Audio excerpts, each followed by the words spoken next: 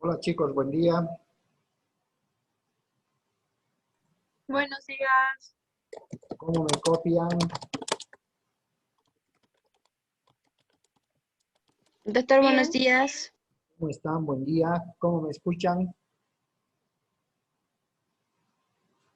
Bien, doctor. Bien. Bien, a ver cuántos tenemos en línea. Vamos a empezar con el avance de materia. 7, son 9, ¿no? Los que estaban anoche. Sí, doctor. Bien. Vamos a empezar, chicos, con el avance de materia, iniciando con el sustento teórico que les voy a ir compartiendo de manera oral, ¿ya? Ya en el avance de los temas como tal, vamos a trabajar con alguna infografía, algunas diapositivas. eh, Les voy a mandar un texto guía. Ustedes han leído la instrucción que el día de ayer nos han pasado y que yo se las he pasado por el WhatsApp. Entonces tenemos que subir los enlaces de las grabaciones por el WhatsApp también. A partir del miércoles lo van a tener en Moodle y van a tener sus códigos usuarios y contraseñas, ¿cierto? Cualquier trabajo también les puedo pasar por el WhatsApp en formato Word. Creo que es la vía más rápida, pero que también van a estar cargadas en la plataforma Moodle. ¿Ok? Bien, como preámbulo, vamos a empezar conociendo de dónde viene la acepción o la terminología de derecho de obligaciones. Sepan ustedes que esta disciplina jurídica, a lo largo de su evolución desde el derecho romano, fue a veces denominada como derechos creditorios, algunos le pusieron inclusive derechos personales. eh, los más allanados al tema inducieron que debía denominarse derecho de obligaciones. Lógicamente, ambas posturas de denominar los derechos crediticios derechos personales fueron criticadas por muchos autores porque generaba una especie de contradicción con el derecho civil uno que exclusivamente trataba a las personas como tal, ¿ya? Los derechos innatos de las personas como tal. Es así que todos aterrizan llegado el momento en que la disciplina que vaya a tratar un vínculo entre las personas ante la existencia de alguna obligación, de algún asunto pendiente, se denomine derecho de obligaciones. Ustedes han tenido que conocer un poco y han visto en el derecho romano, porque data desde aquella época, que las obligaciones dentro del derecho romano estaban consideradas como un vínculo estrictamente personal, ¿ya? Y quiero que me entiendan bien para que podamos, después de este sustento teórico, abordar los temas de avance de materia. En el derecho romano, la existencia de una obligación entre las personas no tenía el atisbo de ser considerado como un asunto patrimonial, más al contrario, se la consideraba como un vínculo, un asunto estrictamente personal. ¿Y por qué digo esto de que se lo consideraba desde un punto de vista estrictamente personal? Porque cuando se acordaba entre el deudor y el acreedor, ¿sí?, la generación o el nacimiento de una obligación, el acreedor tenía la potestad, tenía el poder sobre la persona que le debía, no sobre los bienes de la persona, sobre la persona que le debía. Y si acaso el deudor, cumplido el plazo de la obligación, no alcanzaba a cubrir esta, lo que ocurría es que el acreedor tenía la potestad de cobrarse, por ejemplo, con el trabajo personal del deudor hasta que este deudor pueda cubrir la suma adeudada. Es más, si acaso el trabajo del deudor a favor del acreedor, estamos hablando de un trabajo personal, no lograba alcanzar a cubrir la deuda total, El deudor tenía la potestad inclusive para poder disponer de ese deudor corporalmente hablando, ¿ya? Una especie de que eres mi esclavo hasta que no me pagues todo lo que me debes. Y como tu trabajo no alcanza, inclusive llegaba a la potestad de poder privarle de libertad, ¿ya? Por eso se dice que dentro del derecho romano, en los inicios del derecho de obligaciones, se establecía que el vínculo, el nexo, era estrictamente personal. ¿Listo? Estrictamente personal. No era patrimonial como hoy ocurre. Sin embargo, ustedes comprenderán que siendo el derecho romano la base fundamental de las legislaciones de todo el mundo, en su gran mayoría, esta situación no podía perdurar, esta situación no podía quedar vigente por mucho tiempo porque era considerado inhumano, ¿cierto? Que el acreedor tuviera, a raíz de una obligación con el deudor, tuviera la potestad de disponer hasta de la libertad de este deudor. ¿Ya?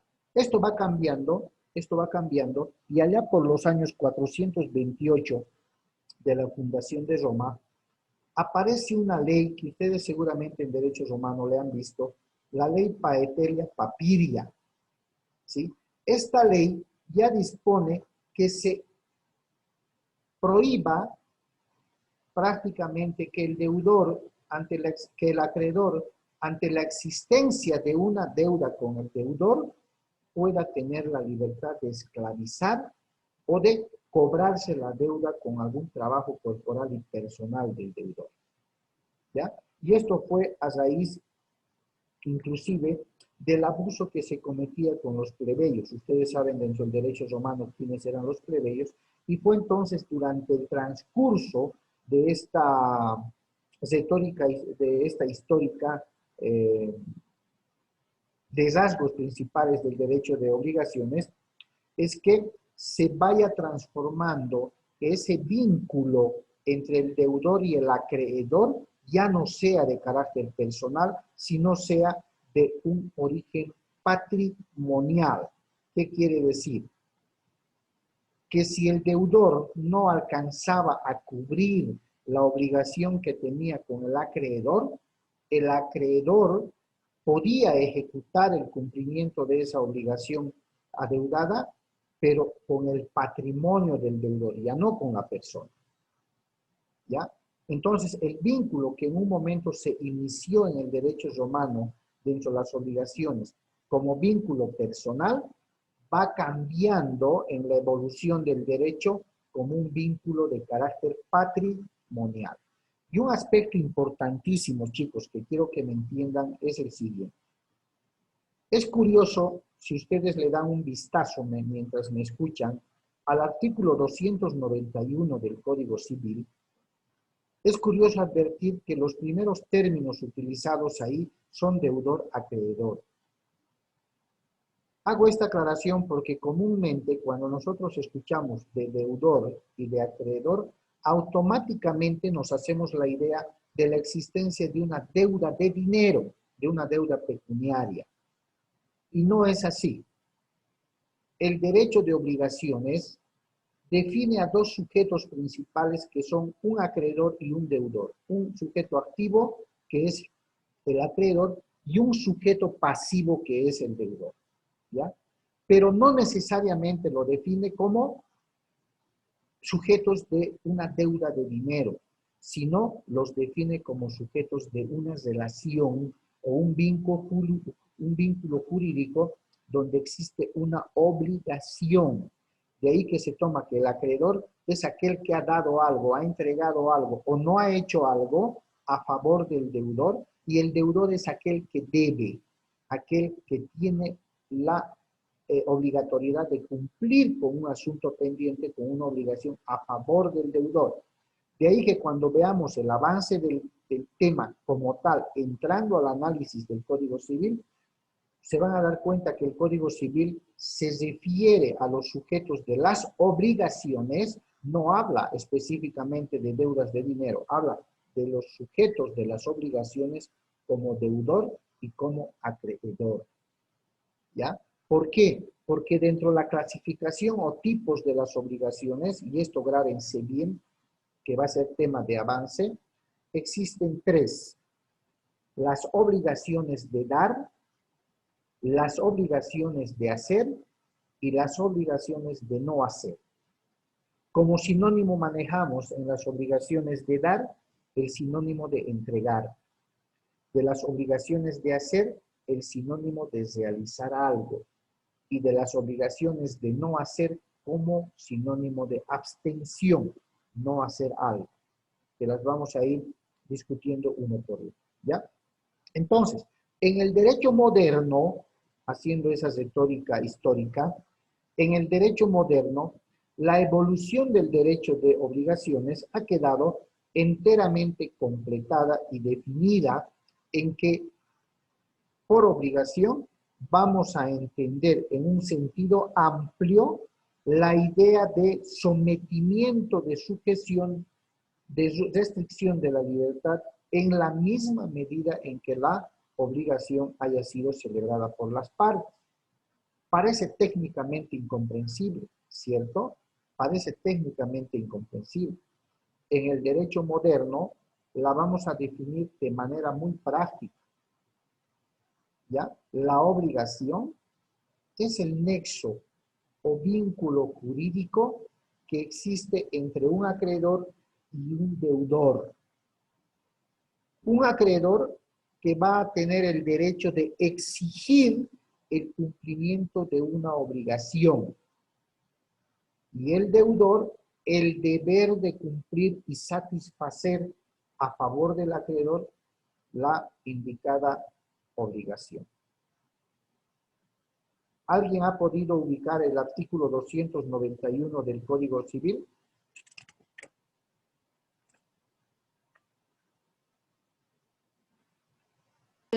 Sí, doctor. A ver, por favor, Natalie, una lectura. Bueno, artículo 291. Deber de prestación y derecho del acreedor. 1. El deudor tiene el deber de proporcionar el cumplimiento exacto de la prestación debida. 2.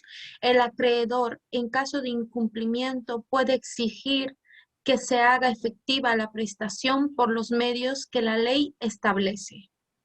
Perfecto. Grábense bien, apunten su Código Civil, el artículo 91 lo vamos a usar en todos los temas de las obligaciones. Establezcan ustedes, adviertan con precisión que el 291, al que ha dado lectura la compañera, le genera al deudor el deber primordial, el deber, la obligación de cumplir a favor del acreedor. Y al acreedor no le genera un deber, le genera el derecho de exigir el cumplimiento de una obligación. ¿Se dan cuenta? Y no necesariamente, reitero, estamos hablando de una deuda de dinero. Estamos hablando de una obligación en general, que ya les dije, puede ser de dar, hacer o no hacer. Entonces, básicamente, vamos a definir de manera práctica, y esto se los voy a pasar con las infografías, de que la obligación, en cuanto a su definición, es el vínculo o nexo jurídico que existe entre dos partes, acreedor-deudor, para el cumplimiento y satisfacción de una obligación. Esa es la obligación como tal, definida de manera objetiva y práctica. Ahora, ¿por qué el Código Civil establece que el acreedor tiene el derecho de exigir el cumplimiento de una obligación por los medios que establezca la ley? Y la pregunta es para el grupo. ¿Qué hace un acreedor cuando el deudor no ha cumplido con una obligación en determinado plazo pactado? ¿Qué medida asume? ¿Qué acción inicia?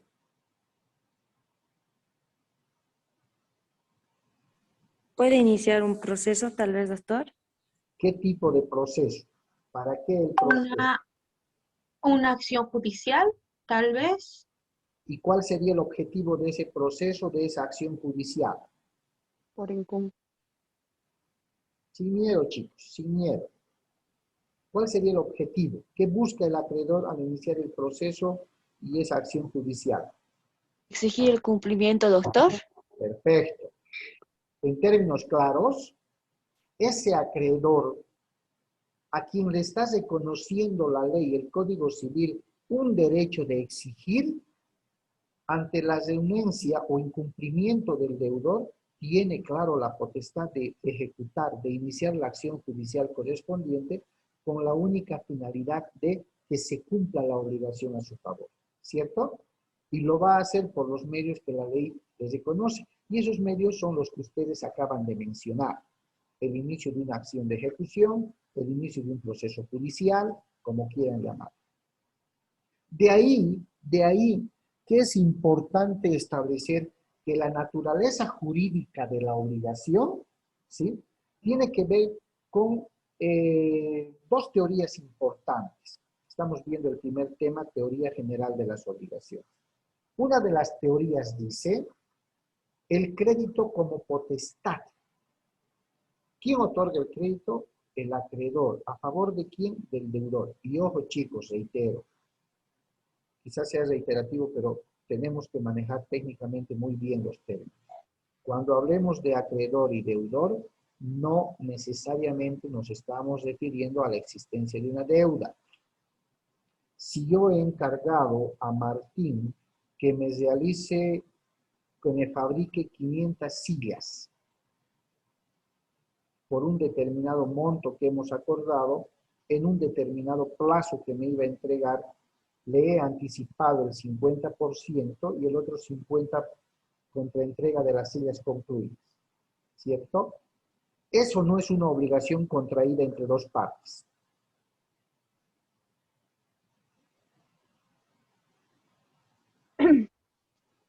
Eso no es, Denia.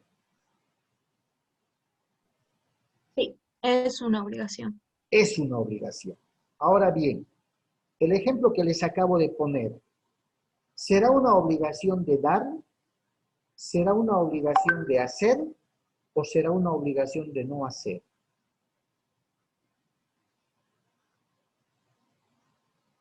Estamos jugando ya con los tipos de obligaciones. ¿Qué tipo de obligación será en el ejemplo que les acabo de exponer? Yo creo que es una obligación de dar. De dar. ¿Quién dice lo contrario? Le he encargado a Martín por un precio determinado, por un monto Perdón, de determinado, hacer. de hacer, ya, que me fabrique 500 sillas en un determinado plazo. ¿Cuál es el deber de Martín? ¿Es deudor o es acreedor?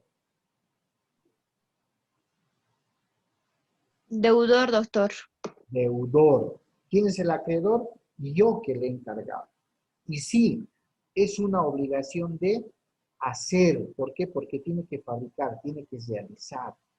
¿Se dan cuenta?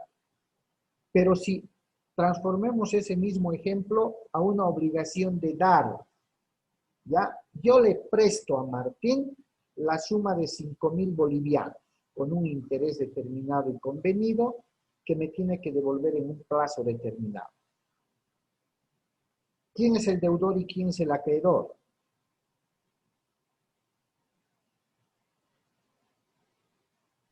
El acreedor es la persona que presta el dinero y el deudor es el que recibe ese monto. Perfecto. ¿Estamos de acuerdo, chicos? ¿Es así? Sí, doctor. Ya. Sí, Ahora doctor. bien, en ese ejemplo, la obligación es de dar, de hacer o no hacer.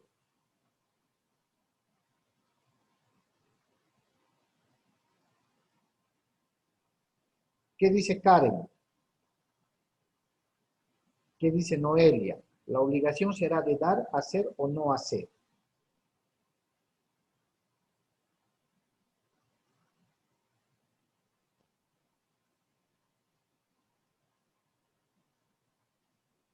¿Qué dicen, chicas? Sería de dar, doctor. porque básicamente le está entregando un monto. Muy bien, excelente. Estamos usando ya el sinónimo, ¿cierto? Es una obligación de dar, que habíamos dicho sinónimo de entregar. Le está entregando un monto y en un plazo determinado el deudor debe devolverle ese monto, le va a volver a entregar. ¿Ya? ¿Quién podría decirme entonces? Ya hemos visto lo que es una obligación de dar y de hacer. ¿Qué tipo de obligación será de no hacer?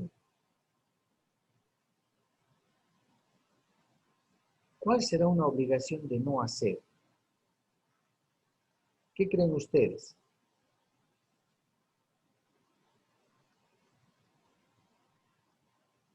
¿Habrán obligaciones de no hacer? No hagas esto por mí, no hagas aquello por mí. ¿O a qué se refiere? Con no hacer como sinónimo de abstención. Y abstención quiere decir no hagas eso, no hacer aquello.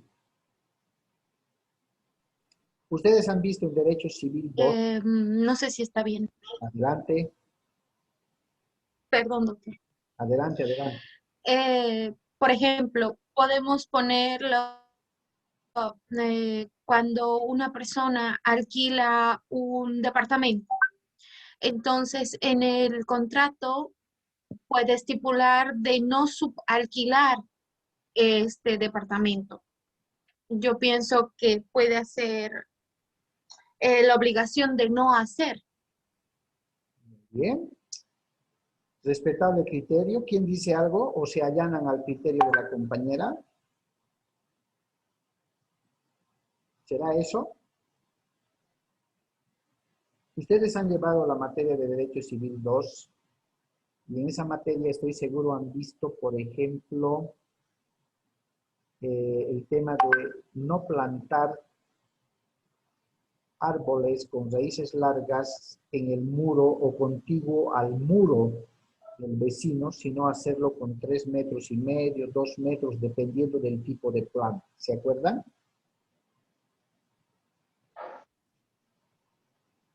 ¿Se acuerdan, chicos? ¿Han visto ese tema? ¿Han visto el tema de las medianeras, de los arbustos, de los cestos? ¿Sí o no? Sí. Fuerte, no les escucho.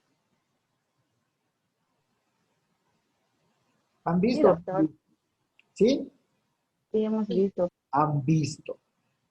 Entre otras cosas, a esas figuras jurídicas es que se refiere la obligación de no hacer. Como decía Natalie, es cierto que cuando uno alquila un departamento, si es el arrendatario, el inquilino, no puede subalquilar, si no es con la autorización del propietario.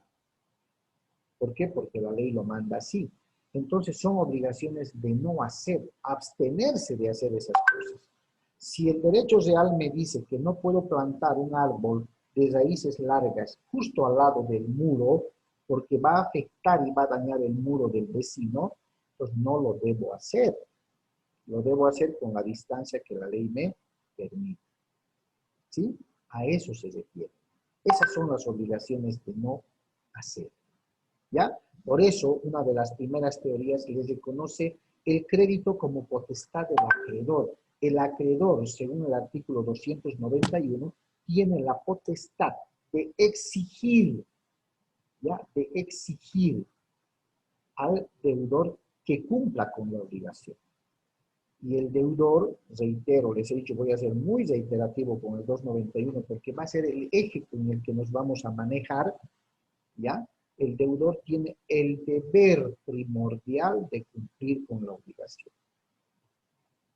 Bien.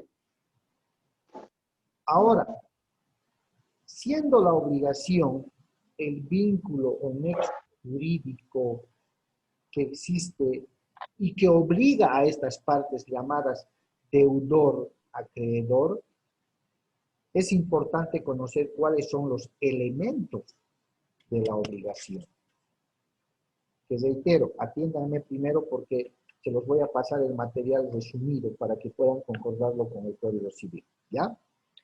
Es importante conocer cuáles son estos elementos que configuran una obligación. Y estos elementos por acuerdo uniforme de muchos autores, están cifrados en dos: los elementos intrínsecos y los elementos extrínsecos. Los elementos intrínsecos integran las obligaciones, la forma, intrínseca. Y ahí viene el acuerdo al que llegan el deudor y el acreedor, los pactos que hacen, las condiciones que estipulan para la obligación. Y los extrínsecos, ¿sí? Extrínsecos, como dice la palabra, son las fuentes, son los efectos que las partes van a señalar y van a acordar en caso de incumplimiento. Ellos mismos. De ahí que en muchos contratos, por ejemplo, utilicemos el primer ejemplo que les había dado. Mi persona encarga a Martín la fabricación de 500 sillas por un monto determinado en un plazo pactado. Se estila acordar de pronto en caso de retraso en el que Martín puede incurrir y no entregarme las sillas en el plazo establecido, que por día de retraso me tendrá que reconocer $10. ¿Será un elemento extrínseco o será un elemento intrínseco? Esa sanción, esa multa. ¿Qué cree? Tomando en cuenta que el elemento intrínseco, habíamos dicho, sí, son las condiciones que integran la obligación, que configuran la obligación, ¿no ve? Y lo que configura la obligación es entre las partes que Martín me fabrique 500 sillas por un monto determinado en un plazo determinado. Ese es el elemento intrínseco. Y el elemento extrínseco es que determinemos también los efectos, ¿ya? Las fuentes, las sanciones como parte de un posible incumplimiento de la obligación por parte de Martín. Entonces, la imposición de una multa por demora, por retraso de entrega en el plazo establecido de las sillas, ¿será un elemento extrínseco o será un elemento intrínseco?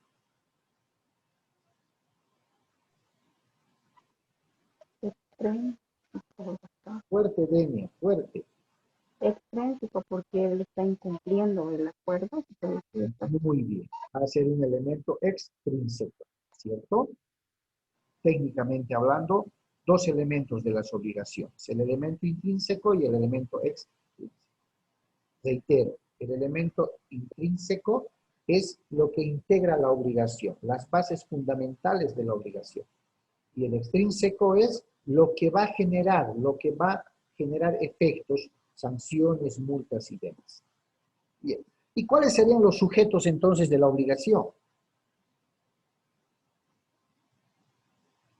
Fácil la pregunta para todos. ¿Cuáles serían los sujetos?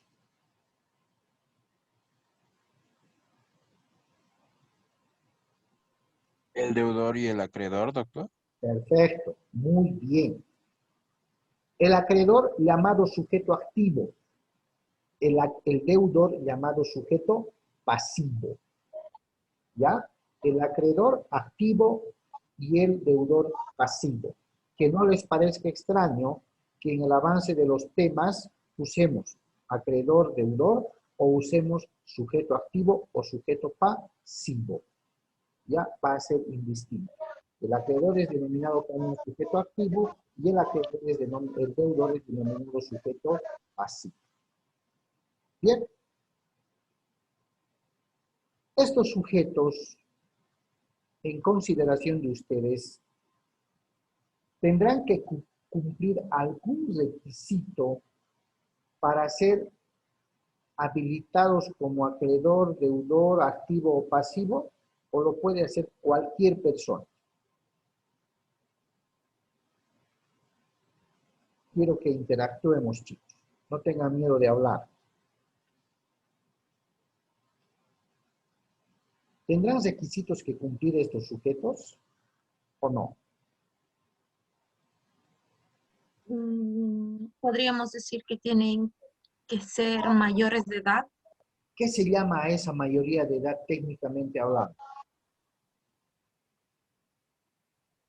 No está mal, está perfecto. Técnicamente hablando, ¿qué se llama esa mayoría de edad?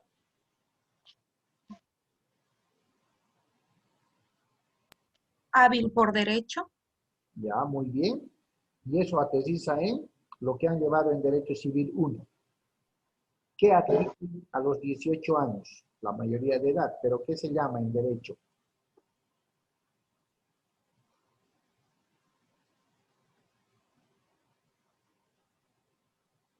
¿Qué dicen, chicos? ¿Qué se llama esa mayoría de edad en Derecho? ¿Qué dicen? Minosca, Natalie, Montaño. ¿Qué se llama eso? Noelia. Lo han llevado en Derecho Civil 1. Por ahí se define como aquella facultad o potestad que tiene una persona para realizar actos por sí mismo. Ordenamiento jurídico. ¿Cómo? Adquirir derechos y conceder obligaciones. ¿Qué se llama lo que acabo de definir? Ordenamiento jurídico. Cerca, tibio. ¿Quién nos ayuda? Personas. Karen, Noelia. A ver, ¿quién nos salva? Capacidad jurídica. Capacidad jurídica. ¿Cierto? Eso que conocemos como mayoría de edad, eso que conocemos como hábil del derecho, reconocido por el ordenamiento jurídico, chicos, que nos da la facultad de obrar por sí mismos, adquirir derechos y contraer obligaciones, se llama capacidad jurídica. ¿Cierto? ¿Sí o no? Sí, doctor. Contesten, no me dejen solo, me siento solo. Sí, doctor. Entonces, vamos a ir manejando así de a poco los términos correctos. Pues son futuros colegas, les he dicho, y tenemos que empezar a trabajar en el tema de la oratoria y en el tema del uso de los términos técnicos necesarios. ¿Ya? Bien. Entonces, los sujetos de una obligación claramente definidos: acreedor, deudor, activo, pasivo. ¿Qué requisitos deben cumplir? Contar con capacidad jurídica. Esa capacidad jurídica está traducida en la mayoría de edad. ¿Ok? Entonces, para tener o para contraer obligaciones y cumplir con estas, tenemos que tener capacidad jurídica. Lo que nos lleva a entender que un menor de edad puede contraer obligaciones o no puede.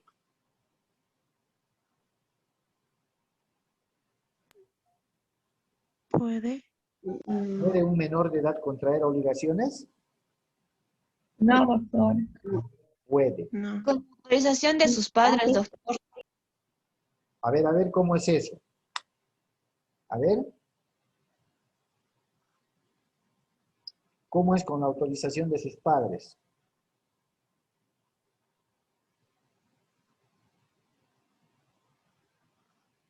Fuerte, chicos.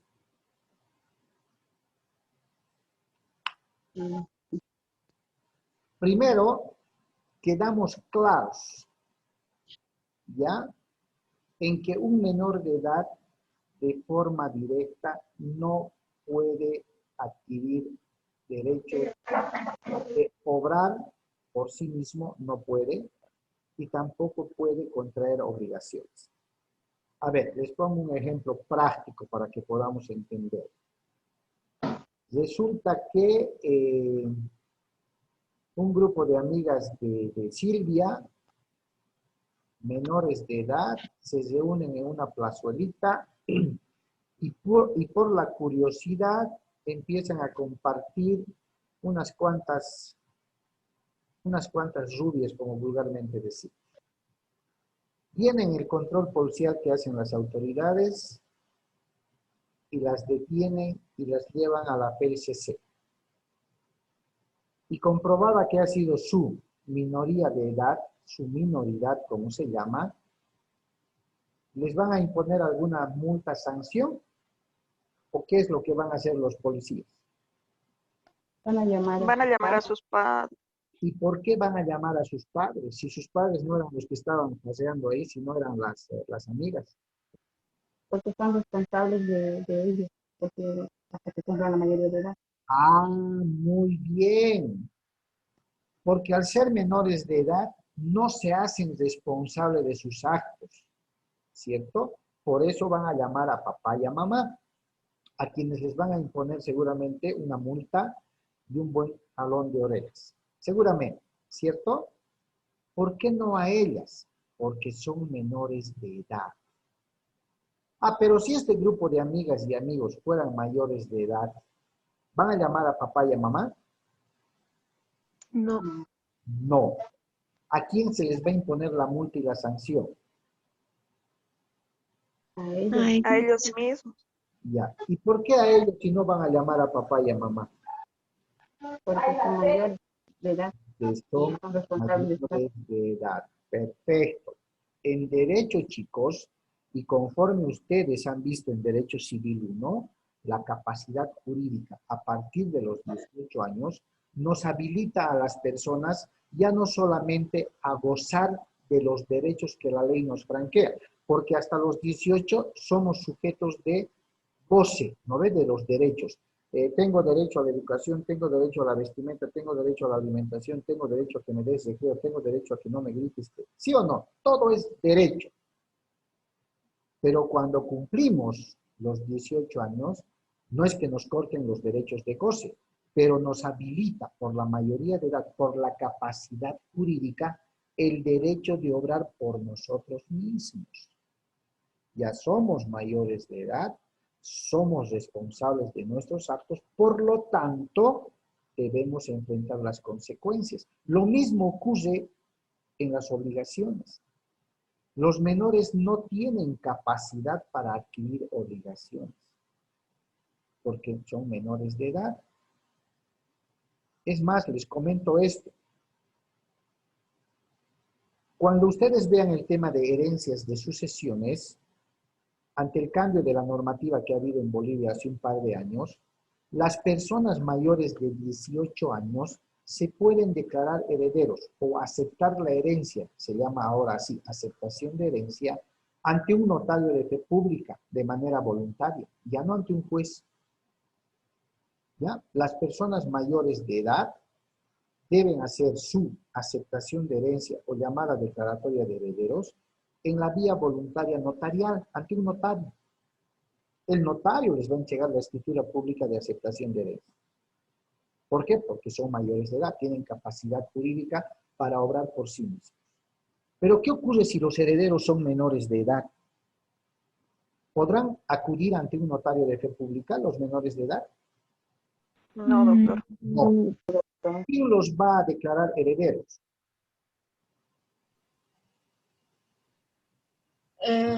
Un juez por vía judicial.